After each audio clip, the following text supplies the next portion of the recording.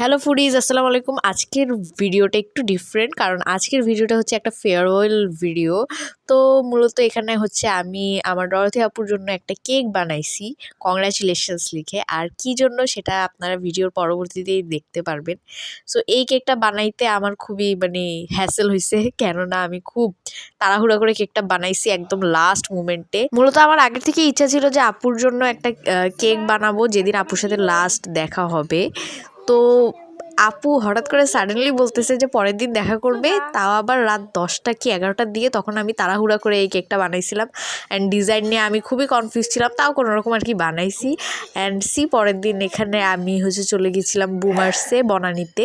তো ওখানে হচ্ছে শীত আপু আসছিলো, শীত আপুর মেয়েও আসছিলো। তো ওর সাথে আমি এখানে কিছু ভিডিও শ্যুটস নিচ্ছিলাম যতক্ষণ না আপুরা চলে আসে।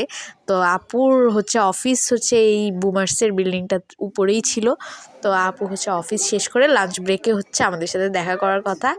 তো সেই জন্যই আসছি। তো এখানে হচ্ছে আমরা খাবার দাবার অর্ডার করে বসলাম আর জম্পেশ আড্ডা করতেছিলাম এখানে, কেননা বহুদিন পর শীত আপু আর ডরথি আপুর সাথে আমার দেখা হয়েছে। সো আমরা সবাই মিলে অনেক গল্প করতেছিলাম। সো বেসিক্যালি নিউজটা হচ্ছে এটা যে আমার ডরথি আপুর হচ্ছে ভিসা হয়েছে অস্ট্রেলিয়ায়। তো সে অস্ট্রেলিয়ায় চলে যাবে, যার কারণে হচ্ছে এটা হচ্ছে আমাদের হচ্ছে তার অস্ট্রেলিয়া যাওয়ার আগে লাস্ট দেখা। এরপরে আল্লাহ জানে যে কবে আমাদের আবার দেখা হবে একসাথে, আমরা এইভাবে 3জন আড্ডা মারতে পারবো, আল্লাহই জানে কবে হবে। তো সেই অপেক্ষায় থাকবো যে আবার সবাই একসাথে হয়ে এইভাবে আড্ডা দিব, বাট টাইম লাগবে এটার জন্য। সো এই জন্যই মূলত আপুর জন্য আমি কেক বানাইছি। আর শীত আপু এখানে আপুকে একটা গিফট দিচ্ছিল, খুবই সুইট একটা গিফট দিচ্ছে, একটা পারফিউম দিয়েছে।